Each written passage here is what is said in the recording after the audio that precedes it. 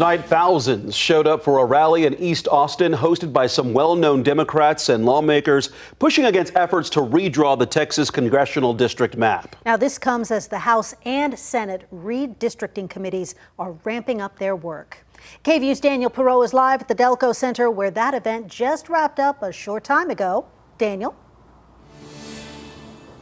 Mark and Quito, was a packed house here. We had Democratic members of Congress, Greg Casar, Joaquin Castro, Jasmine Crockett here, former Congress member Beto O'Rourke, as well as state representatives James Salrico and Gina Hinojosa. They condemned the Republican push to redraw the state's congressional districts as partisan gerrymandering and frame this as a fight not just for Texas, but for the entire nation.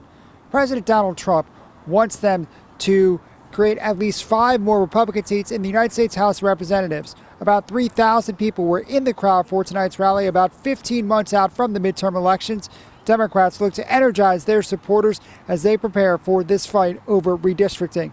The Department of Justice raised concerns about the current maps, saying that 4 districts were drawn based on race. However, it's worth pointing out that Republican lawmakers have said that is not the case, and the Texas Attorney General's office has defended that point in court.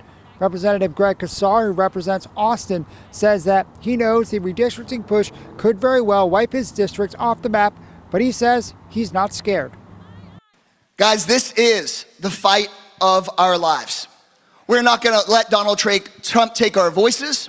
We're not going to let Donald Trump take our votes. This is our state. This is our home. This is our country. This is our future, and we're going to take it back. Democrats say they are keeping all options on the table as Republicans continue to push this mid-decade redistricting, including the nuclear option of breaking quorum and walking out to try to block a vote on redistricting. Tonight, once again, the 2 Austin representatives, James Salrico and Gina Hinojosa, said they are willing to do so, but it is not clear if other Democrats in the House are. Beto O'Rourke has a message for the Democratic base if they do choose to do that. Because it doesn't just affect Texas, it affects all of us no matter where we live. This is for all the marbles in 2026. Everyone's going to pitch in and support these legislators, not just financially, but they're going to encourage them and give them the moral support to stay and prevail. So we have the heroes, not of Texas, but of America standing with us today.